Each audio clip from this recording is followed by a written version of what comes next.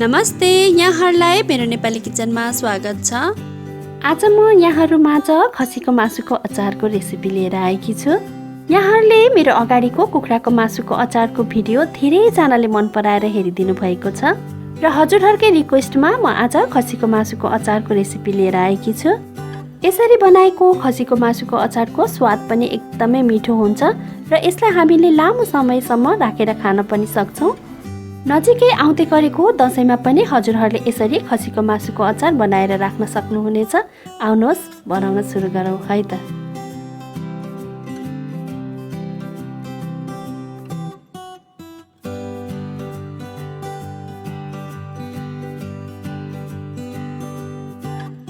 मासुको अचार बनाउनका लागि सबैभन्दा सुरुमा हामी मसला तयार पार्छौँ। यसको लागि मैले ग्यासमा एउटा प्यानलाई तताइसकेकी छु।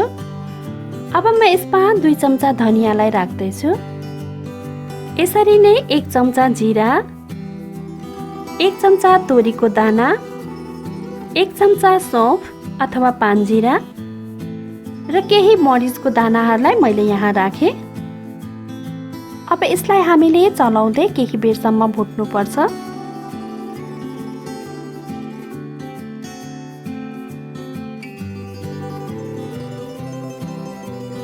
अब यो भुटिएर यसरी पटपट पड्किन थालेपछि यो हाम्रो मसला भुटिसकेको छ।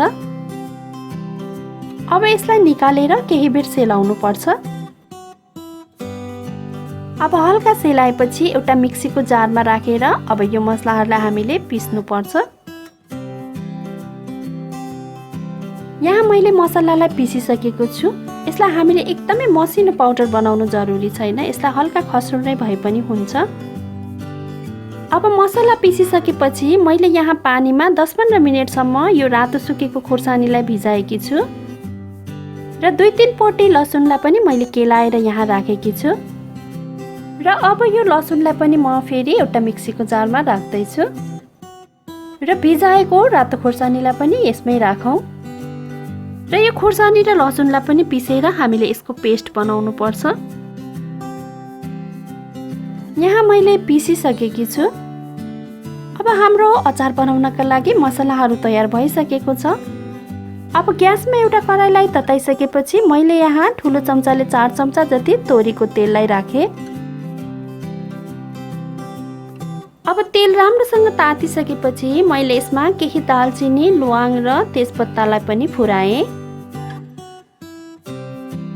र साथमा मैले 1 चिया चम्चा बेसारलाई पनि राखेँ र यसलाई एकपटक चलाइदिउँ। र यहाँ चाहिँ मैले खसीको मासुलाई ठुलो पिस नबनाइकन ठिक्कको काटेर लिएकी छु। अब मासुलाई पनि तेलमा हालौँ।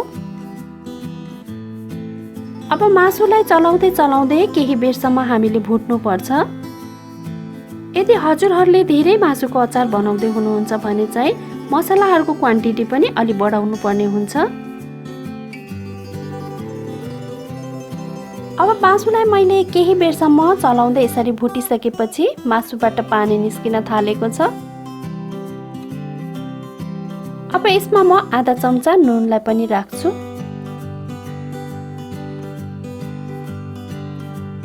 र एकपटक चलाएर यसलाई अब हामीले छोपेर पकाउनु पर्ने हुन्छ।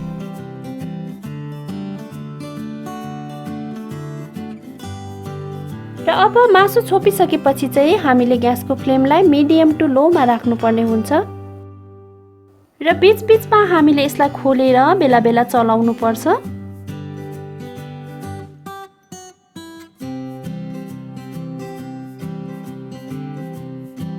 र चलाइसकेपछि फेरि यसलाई छोपिदिनु पर्छ। यसरी लो हिटमा बेला बेला चलाउँदै हामीले 30-40 मिनट छोपेर पकाइसकेपछि हाम्रो यो मासु भुटिसकेको छ।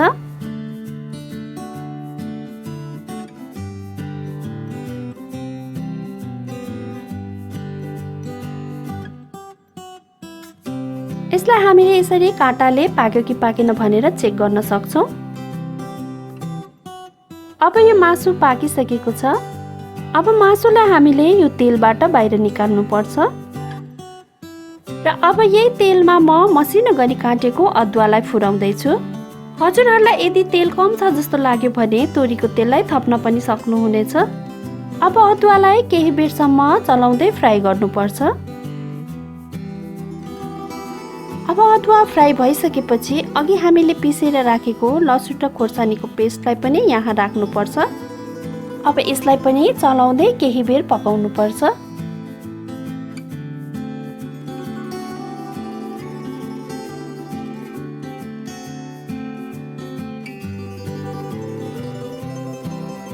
अब यसलाई केही बेर फ्राई गरिसकेपछि अघि हामीले सुरुमा पिसेर राखेको मसलालाई यसमा हाल्नुपर्छ।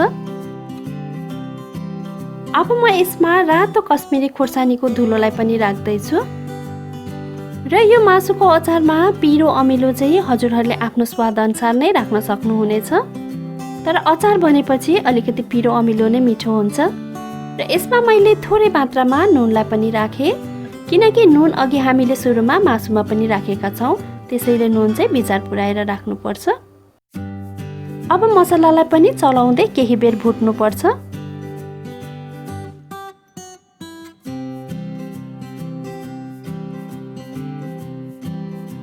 अब मसला भुटिसकेपछि यसमा मैले 1 चम्चा जति सोया ससलाई पनि राखेँ।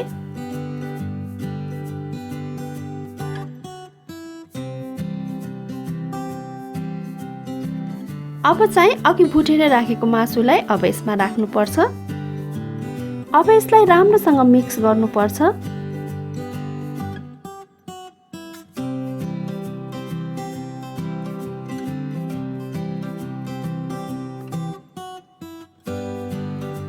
दुई मिनट जति मसलामा भुटिसकेपछि अब यसमा म कागतीको रसलाई राख्दैछु।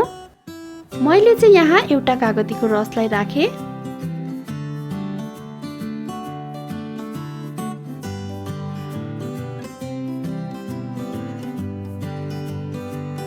अब एकैछिन पकाएपछि म यसमा भिनेगरलाई पनि राख्दैछु। मैले यहाँ 1 चम्चा भिनेगरलाई राखेँ। भिनेगरले चाहिँ हाम्रो यो मासुको अचारमा ब्याक्टेरिया उत्पन्न हुन दिँदैन र यो अचार लामो समयसम्म पनि टिक्छ।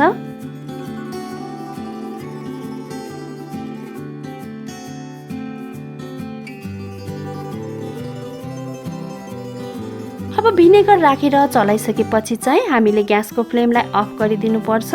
हाम्रो यो मासुको अचार अब रेडी भइसकेको छ। अब यसरी तयार भएको हाम्रो यो खसीको मासुको अचारलाई हामीले तुरुन्तै खान पनि सकिन्छ, अथवा एउटा एयरटाइट डब्बामा राखेर हामीले यसलाई पछिसम्म राखेर खान पनि सक्छौँ। अब यो अचारलाई हामीले चिसो ठाउँमा अथवा फ्रिजमा राखेर खायौँ भने 2-3 महिनासम्म पनि यो अचार बिग्रिँदैन। यदि हामीले फ्रिज बाहिर राखेर खाने हो भने चाहिँ यो अचारलाई हामीले 10-12 दिनसम्म खान सक्छौँ। जाडो महिनामा त हामीले यसलाई अझै लामो समयसम्म पनि बाहिर राख्न सक्छौँ। हजुरहरूले पनि घरमा अवश्य पनि यसरी नै खसीको मासुको अचार बनाएर अवश्य ट्राई गर्नुहोला। पिरो अमिलो ट्वाक्क परेको हाम्रो यो मासुको अचार एकदमै स्वादिलो बनेको छ। यहाँहरूलाई मेरो भिडियो कस्तो लाग्यो, मन पर्यो भने लाइक, कमेन्ट र सेयर चाहिँ अवश्य पनि गरिदिनु होला। मेरो नेपाली किचनको फेसबुक पेज र इन्स्टाग्राममा पनि मलाई अवश्य फलो गरिदिनु होला। र यदि कसैले च्यानललाई सब्स्क्राइब गर्नुभएको छैन भने सब्स्क्राइब गरेपछि छेउमा रहेको बेल आइकनलाई अवश्य क्लिक गरिदिनु होला। यसले गर्दा मेरो नयाँ नयाँ भिडियोहरूको नोटिफिकेसन हजुरहरूमाझ सजिलै आउने गर्छ। हवस् त, यहाँहरूको दिन सुखमय बितोस्। धन्यवाद।